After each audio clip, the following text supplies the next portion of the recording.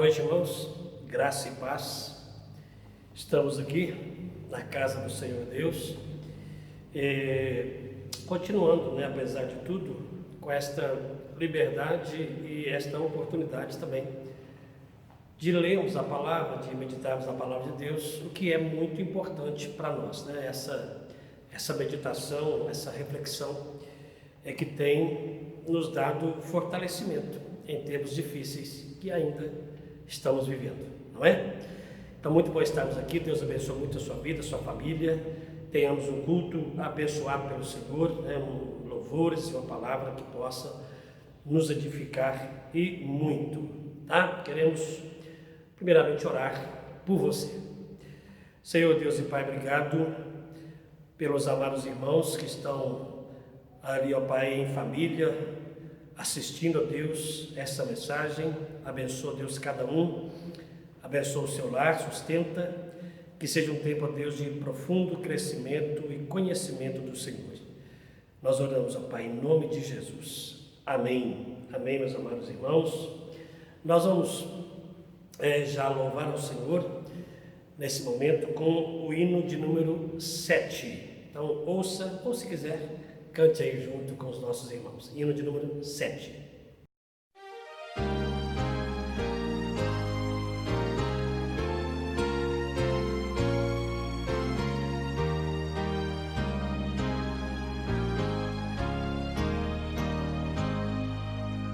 A ti, meu Criador dos altos céus, Senhor, eu quero honrar.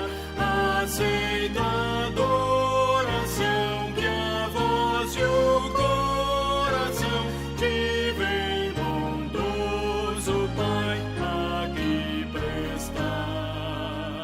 A ti, Emanuel, por teu amor fiel, rendo eu louvor. Do céu trouxeste a luz, por mim sofreste a cruz. Bendito sejas, pois, meu Redentor.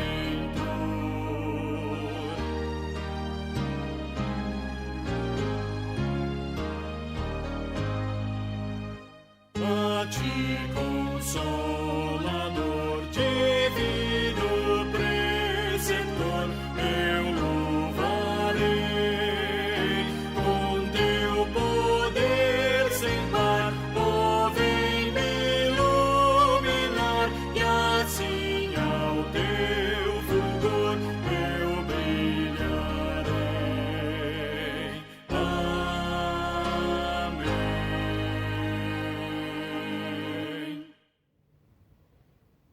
Amém. Amém, amém, amém. Quero convidar você também a fazermos uma leitura em Romanos, texto que você conhece bastante, Romanos capítulo 11, os versos 33 a 36. Romanos 11, 33 a 36. Diz assim: ó profundidade da riqueza, tanto da sabedoria como do conhecimento de Deus! Quão insondáveis são os seus juízos, e quão inescrutáveis os seus caminhos! Quem, pois, conheceu a mente do Senhor? Ou quem foi o seu conselheiro? Ou quem primeiro deu a ele, para que lhe venha a ser restituído? Porque dele, e por meio dele, e para ele, são todas as coisas. A ele, pois, a glória eternamente. Amém. Amém, meus amados irmãos. Ao nosso Deus toda honra e toda glória. Ele é o Senhor. E nós vamos louvar ao Senhor.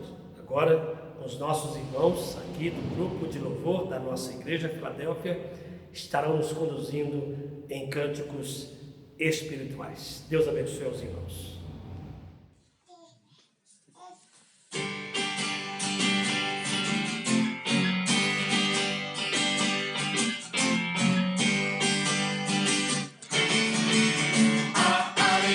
Está no coração de quem já conhece a Jesus.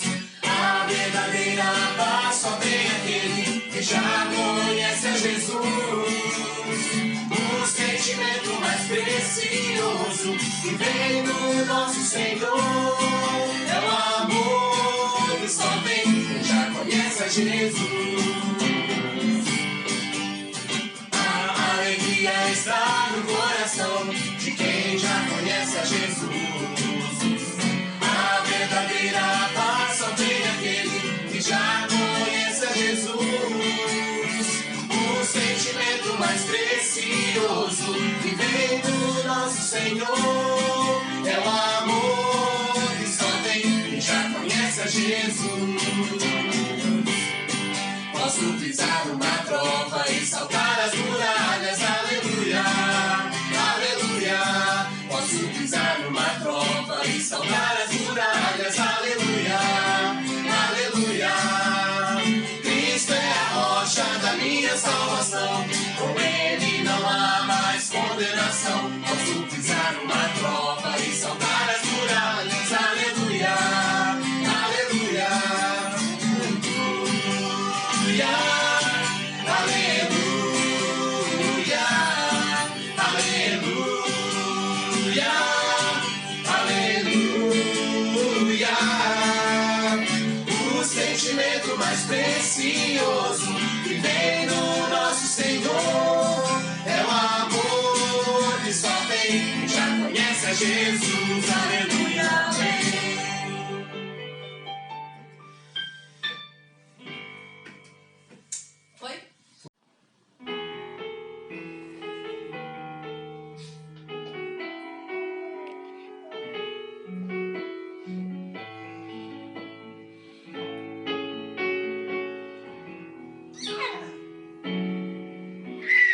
Tu és soberano sobre a terra, sobre os céus, tu és Senhor absoluto. Tudo que existe acontece, tu sabes muito bem, tu és tremendo. Tu és soberano sobre a terra, sobre os céus, tu és Senhor absoluto. Tudo que existe acontece, tu sabes muito bem, tu és tremendo. E apesar dessa glória que tens, tu te importas comigo também. Este amor tão grande eleva-me, amarra-me a ti. Tu és tremendo. E apesar dessa glória que tens, tu te importas comigo também. Este amor tão grande eleva-me, amarra-me a ti. Tu és tremendo. Este amor tão grande eleva-me, amarra-me a ti. Tu és tremendo.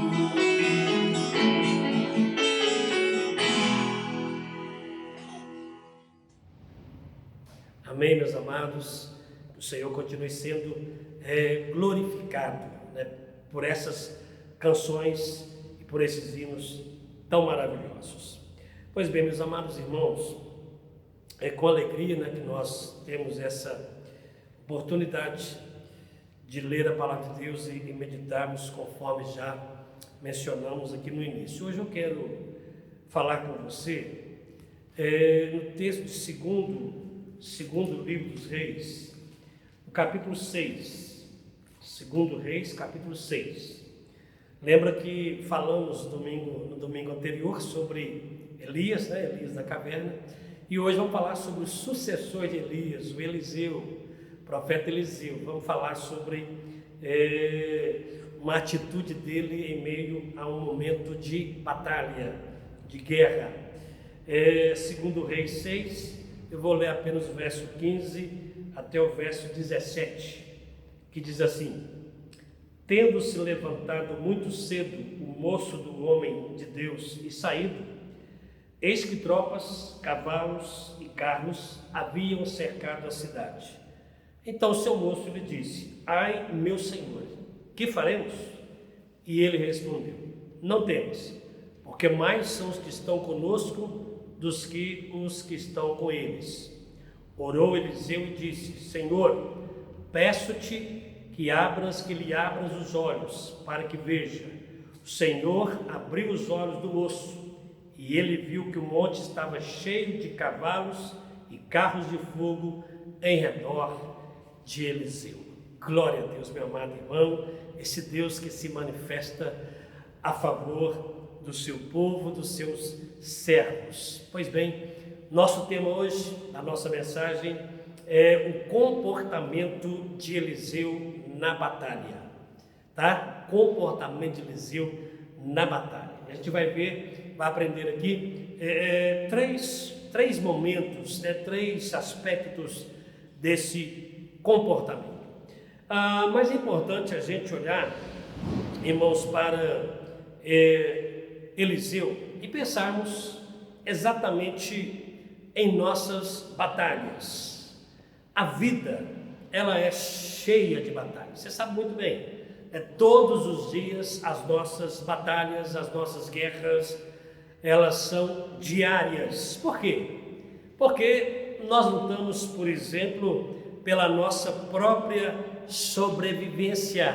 Irmão, sobreviver nesse mundo é difícil, e principalmente depois dessa pandemia, depois que ela chegou. Você pode ver aí, querido, tanta gente doente, tanta perda, tanta gente empobrecendo, tanta violência crescendo. Meu amado irmão, o povo está sofrido, está difícil. Então, sobreviver hoje nesse país é uma batalha, é uma luta diária. Mas também, meu querido, por que não falar do campo espiritual, da batalha que nós enfrentamos diariamente, conforme muito bem esclarece Efésios capítulo 6, da nossa batalha espiritual.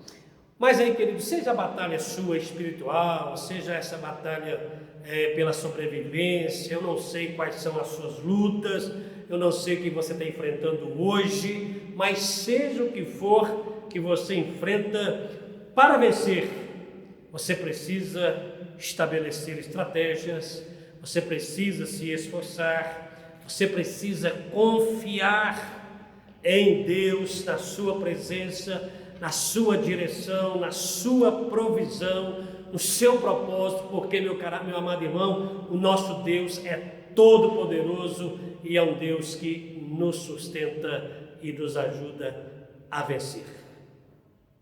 E é o que nós aprendemos aqui com Eliseu. Eliseu está num momento de batalha, é uma guerra real, inimigos ao redor. Mas o que nós podemos aprender do comportamento dele e aplicarmos em nossa vida, em nossas lutas diárias? Primeiro, nós temos que entender, isso é muito importante, no comportamento de Eliseu. Primeiro, foi a postura dele que incomodava e muito o inimigo, meu amado irmão. Isso é muito importante.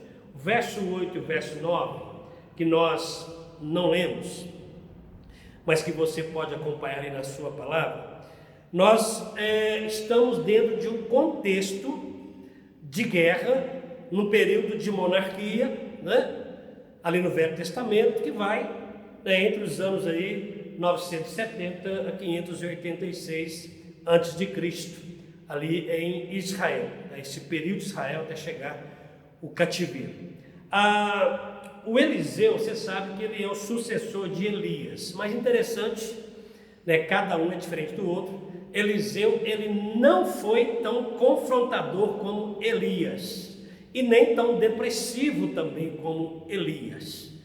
Um servo de Deus, um homem normal, né, com as suas qualidades, com os seus defeitos, mas que estava ali a serviço do Senhor. E nesse contexto aqui, meus amados irmãos, o rei da Síria, né, estava propondo, estava planejando uma guerra contra o rei de Israel. E o Eliseu, né, ele sabia, lógico, pela instrumentalidade de Deus na sua vida, ele sabia o que o rei da Síria pensava, o que ele planejava, qual era a estratégia dele para a guerra, e ele mandava avisar o rei de Israel: o rei da Síria está vindo por aqui, vai fazer isso, então faça isso. E o rei da Síria não lograva êxito para vir contra o rei de Israel. O rei da Síria ficou super preocupado, né, procurando entre os seus soldados se tinha algum traidor, se tinha algum espião, se tinha alguém contra ele em favor de Israel. Não tinha ninguém. E entre eles, alguém se levantou e falou: rei, o problema é o seguinte, o que o senhor pensa, que o senhor fala aqui, o profeta Eliseu, tem um profeta lá, que sabe, né, e ele avisa o rei de Israel o que o senhor vai fazer.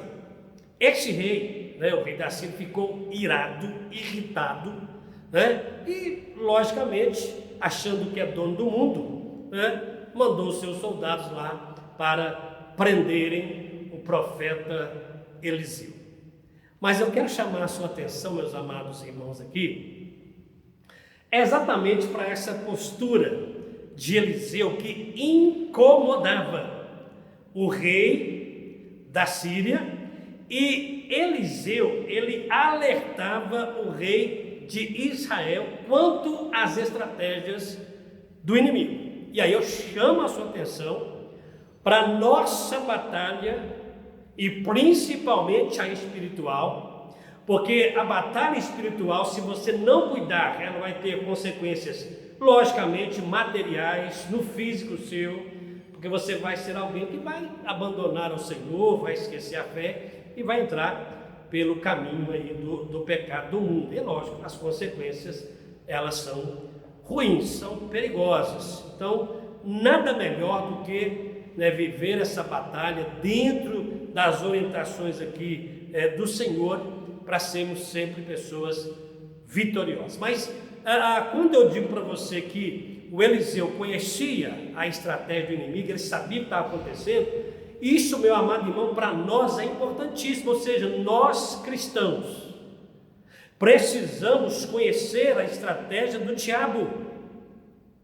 Você precisa entender quando o diabo vai usar pessoas e vai usar situações, circunstâncias contra você.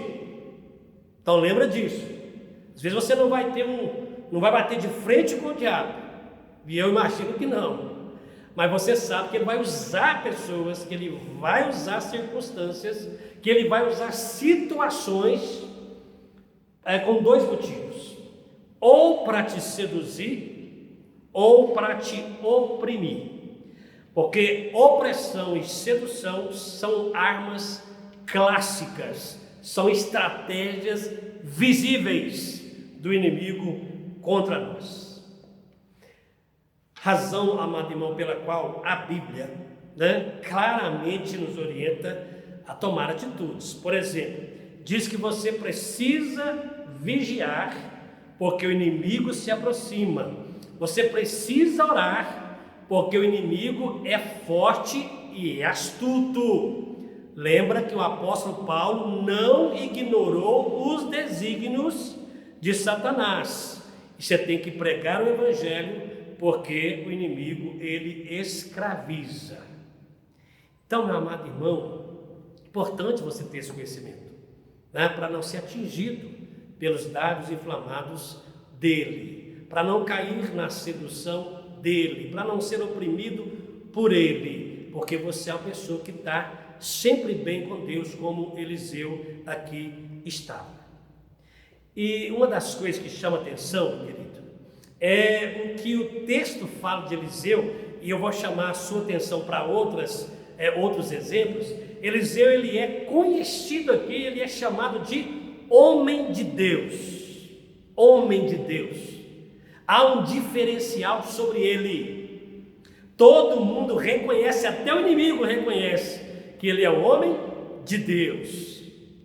E quando eu penso, meu amado, nisso, olha só que exemplos maravilhosos. Você vê Eliseu, um homem de Deus, né? Você vê Abraão, um amigo de Deus, você vê um Daniel, amado por Deus, você vê um Davi, um homem segundo o coração de Deus, e você chega a Jesus, e ele diz que todos nós somos amigos dele.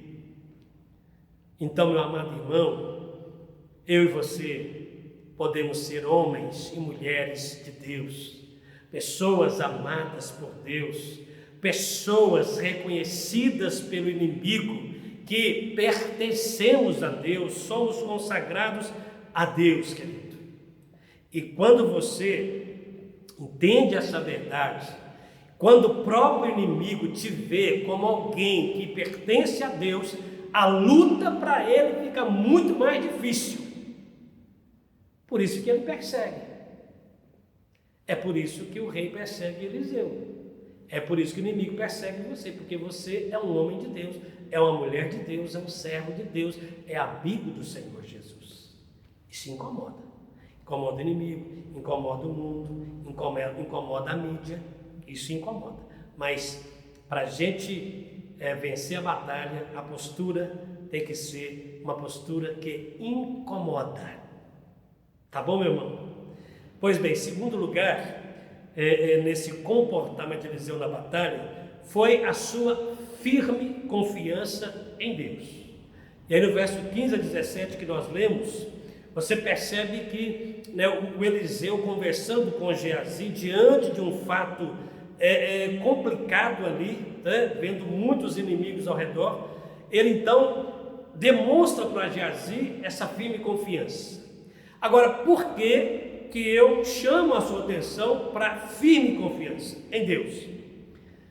Porque, meu amado irmão, em momentos de crise, em momentos de adversidades, no meio de uma batalha espiritual, a fé, a confiança podem tornar-se pequenas, podem tornar-se fracas, e eu vou dizer para você, não se assuste, pode até se extinguir. Por quê? Como assim? Porque, meu amado irmão, a fé, você sabe que teologicamente você tem fé histórica, você tem fé para milagres, não é? Você tem fé temporal, mas você tem fé salvadora. Se a sua fé é salvadora, então você está muito bem preparado, a sua confiança é firme. Mas se a sua fé não for esse modelo de fé, então é perigoso. E aí ela pode se extinguir, porque eu vou chamar você para o texto de Mateus, capítulo 13, onde Jesus fala sobre os solos, os terrenos, onde a palavra de Deus foi semeada. E você sabe muito bem que terrenos ou solos ali se referem a pessoas, a vidas. E o texto diz o seguinte, olha bem, que a pessoa, ela vai ouvir a palavra, ela vai receber a palavra, mas ela vai ter uma reação a essa palavra. E nem todo mundo reage igual, por isso que um crê, outro não crê. E aí Mateus vai dizer, meu amado irmão, que a palavra ela é semeada em alguns corações, mas essas pessoas não se interessam pelo Evangelho. Recebem, mas não se interessam. Então, se não há interesse, diz o texto lá de Mateus, que o diabo vem e tira o que foi semeado, porque não houve interesse. Então, a fé aí não existe, né? Entrou e acabou rapidamente.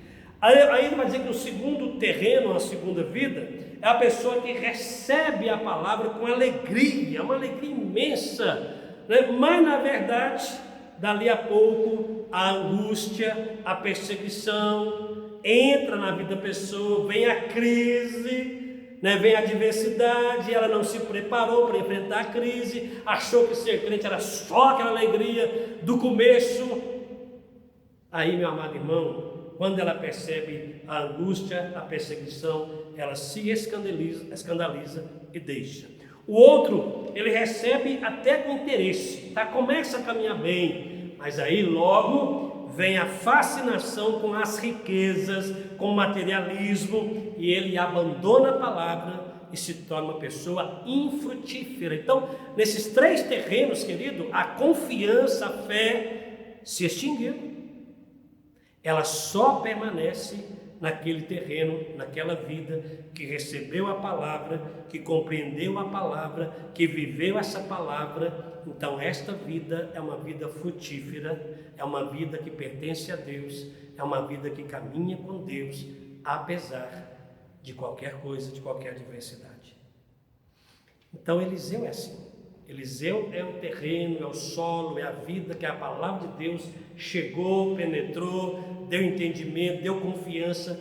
E aí, meu amado irmão, surge um problema. E como é bom estar preparado para os problemas. Como é bom estar confiante para enfrentar os problemas. E aí você percebe aqui que o rei da Síria manda prender o profeta. E aqui aparecem muitos soldados, né? Você percebe aqui muitos soldados, carros, tropas, cavalos, tudo em volta da cidade, cercando a cidade, cercando ali Eliseu. Aí vem lá o servo do Eliseu, deve ser o Geazi, e ele fala assim: meu pai, profeta, homem de Deus, o que vamos fazer? E agora? E agora? Este monte de soldado, nós vamos ser presos, a gente vai morrer, não vai ter jeito. Como que uma pessoa vai vencer esse monte de soldado? Mas, meu amado irmão, a resposta de Eliseu ela é muito tranquila. Ele pergunta: que faremos? O Geazi, ele fala: não temos. Olha aqui, né? Que lindo, não temos. E, meu amado, olha, esse não temos de Eliseu, você olha para ele, e eu vou te dar mais dois exemplos aqui, meu querido, vai te dar uma força, vai te dar um encorajamento enorme. O Eliseu fala assim: mais são os que estão conosco dos que estão com eles. Então quero dizer para você, meu amado irmão, que quando nós estamos na batalha é preciso considerar quantidade.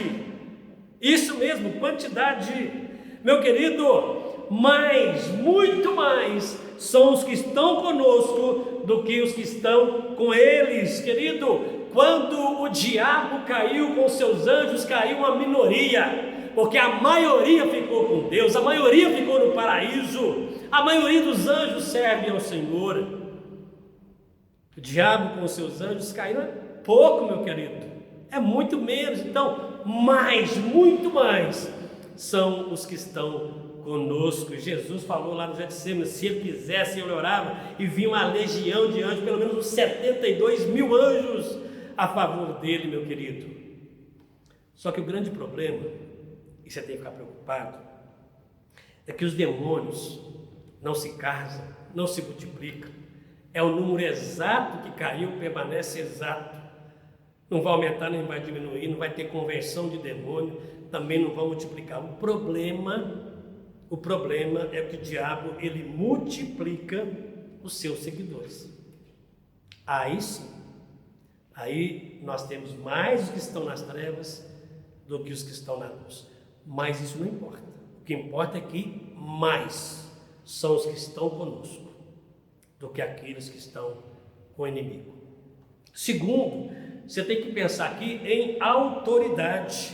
E aí eu me lembro aqui e trouxe para você 1 João 4,4, que diz assim: maior é o que está em nós do que o que está no mundo. Então isto é, meu amado irmão, autoridade maior, não apenas mais, porém maior. Então Deus é poderosíssimo, é soberano, é inigualável, é imensurável. E esse Deus que é maior do que tudo, está em nossa vida. Maior é o que está em nós. E o terceiro, a qualidade, meu querido. 1 Coríntios 2,9, olha que maravilha, quando a Bíblia diz: melhor é o que Deus tem para nós do que o mundo oferece a nós. Nem olhos viram, nem ouvidos ouviram, nem jamais penetrou em coração humano o que Deus tem preparado para aqueles que o amam. Então, meu querido, preste bem atenção. Mas os que estão conosco, maior que está em nós, melhor que Deus tem para nós. Vai me dizer que você não tem aí, meu querido, uma razão forte para reagir contra o medo, para reagir na batalha, para ser vencedor? Lógico que tem, meu querido, como Eliseu teve. Então, a firme confiança. E terceiro e último, ele vai falar aqui, meu querido, no seu comportamento, uma oração que abre a visão. Então você vê no verso 17, que ele ora, né, e uma oração de fato para abrir a visão. Por quê? Geazi, ele vê, né, aqueles inimigos, e Geazi não consegue ver nada além do inimigo. Quando Eliseu, na verdade, já via que o monte estava cheio de carros, de cavalos, de fogo em redor dele. Eliseu viu o poder de Deus, Eliseu viu a presença de Deus. Geazi não. Por que Geazi não viu? Meu amado irmão, certamente, o grande problema de Geazi foi o seu pecado cometido aqui no capítulo 5, em relação a Naamã. Lembra? Naamã foi curado, queria dar uma oferta para Eliseu, Eliseu não quis dar a dele. Naamã saiu, Geazi foi atrás, sem falar para Eliseu, chegou lá, criou uma mentira, né, para ganhar um dinheiro do Naamã, voltou, e Eliseu sabia tudo. Então, meu amado irmão, se for Geazi, pode ser um problema de pecado, porque pecado em nossas vidas causa separação, Deus não nos ouve, e aí fica difícil de ser vencedor. Por isso que, meu amado irmão, o pecado tem que ser tratado, para que você se mantenha vencedor.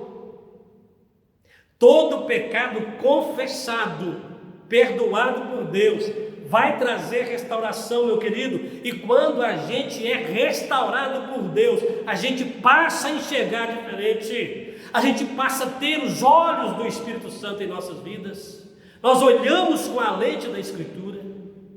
É assim, meu querido, a gente passa a rever a soberania de Deus, a restaurar, como Davi, a alegria da salvação, a entender o sentido da vocação. Isso é importante, meu querido. Então, às vezes você precisa de orar, né, para enxergar esse poder de Deus, a presença do Senhor na sua vida, ao seu redor, como Eliseu. E Eliseu, ele ora aqui, é engraçado que Eliseu, ele ora, tem dois sentidos, ele ora para Deus abrir a visão do Geazi, e ele ora para Deus cegar a visão dos inimigos naquele momento.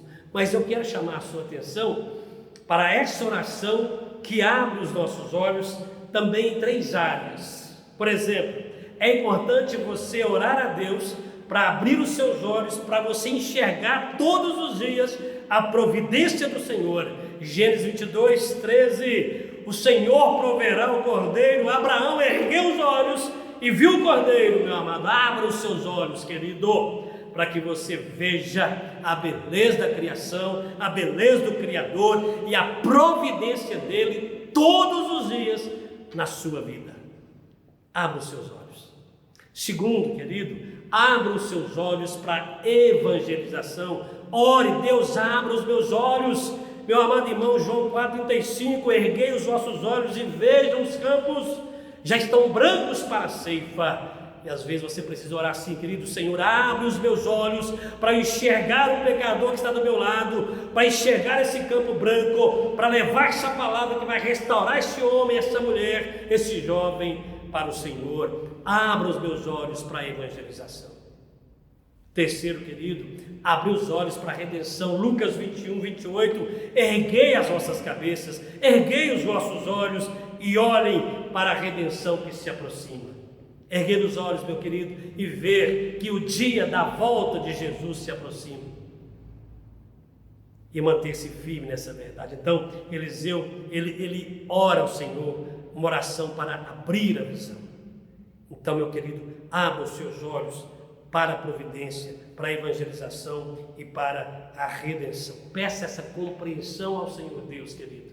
E quando você abrir esses olhos, enxergar tudo isso, compreender tudo isso, e mais do que isso, então, querido, você está a passos firmes nessa batalha, sendo uma pessoa sempre mais do que vencedora. Então, o comportamento de Eliseu na batalha foi esse. Primeiro, ele teve uma postura que incomodou o inimigo. Segundo, ele manteve firme a confiança em Deus. Terceiro, ele orou para abrir os olhos. Então, meu amado irmão, queria dizer para você o seguinte: principalmente na semana que se inicia, eu gosto muito de pensar na semana que inicia. Lembra que eu falava aqui? Você sabe como a semana começa, mas não sabe como termina. Então começou bem para você, um bom domingo, amanhã é segunda-feira, mas pense o seguinte: nesta semana, faça o seguinte, querido: preocupe o diabo com a sua consagração, tá? Seja uma pessoa consagrada ao Senhor. Comece essa semana, ou continue se você já está mantendo a sua consagração, querido. Deixa o Senhor dizer o seguinte: viste o meu servo ou a minha serva tal, ou seja, coloca o seu nome lá no lugar de Jó. Viste meu servo, minha serva, e coloca o seu nome aí no lugar de Jó. Segundo, querido, firme sempre a sua fé, esteja sempre preparado, porque, presta atenção, muitas batalhas podem chegar sem avisar. Você está lutando contra uma pandemia, você sabe muito bem como ela é, e você tem reagido conforme as normas, mas tem batalha, tem situação que você pode não estar preparado. Vou te falar algumas. Uma enfermidade. Já imaginou você ficar doente a semana? Já imaginou perder o emprego a semana? Já imaginou perder alguém a semana? Já imaginou uma crise na família a semana? Talvez você nem está imaginando, pode alguma coisa acontecer. Então, mantenha-se firme, preparado de forma preventiva. E terceiro, abra os seus olhos, tá? Peça a Deus para abrir os seus olhos. E se você também, quem sabe, pode ser usado pelo Senhor Deus, ore por outros para que os olhos deles sejam abertos. Sabe por quê, meu amado irmão? Por exemplo, abrir os olhos para redescobrirmos o nosso chamado, redescobrirmos o que Deus tem para nós, quer de nós, como Deus quer contar conosco. Abra os seus olhos para isso, meu querido. Abra os seus olhos para os seus irmãos na fé. Abra os seus olhos para enxergar essas pessoas como irmãos, como seus amigos, como sua família. Abra os seus olhos, meu querido, para a sua família, redescobrir o seu cônjuge, os seus filhos, a alegria de estar junto, vencer conflitos. Abra os seus olhos para a sua família, querido. Abra os seus olhos. Sabe por quê? Porque muita coisa pode estar te cegando. 2 Coríntios 4,4 diz que o Deus deste século tem cegado o entendimento de muitos. Então, muito cuidado. Não deixe o inimigo te cegar. Peço que você enxergue toda a maravilha, todo o poder dele na sua vida. Deus te abençoe muito, meu querido e amado irmão. e que nós possamos prosseguir assim, firmes. Vamos estar orando e impetrando a bênção, encerrando com a amém tríplice. Senhor, nosso Deus e Pai, obrigado por essa palavra. Mantenha, ó Deus, o nosso coração firme, ó Deus, conforme o comportamento aprendido aqui de Eliseu. Abra os nossos olhos, ó Deus, e nos dê uma semana muito abençoada pelo Senhor. Usa a nossa vida, ó Pai, e sempre nos torne pessoas mais do que vencedoras. Obrigado por tudo, continua abençoando as famílias, o nosso país, trazendo cura, ó Deus, a essa pandemia. Nós oramos em nome do Senhor Jesus. E agora, meus amados irmãos, que a graça do Senhor Jesus, que o amor de Deus, o nosso Pai, que a comunhão e a consolação do Espírito Santo de Deus repousem sobre cada um de nós e conosco permaneçam hoje, para todos sempre. Amém.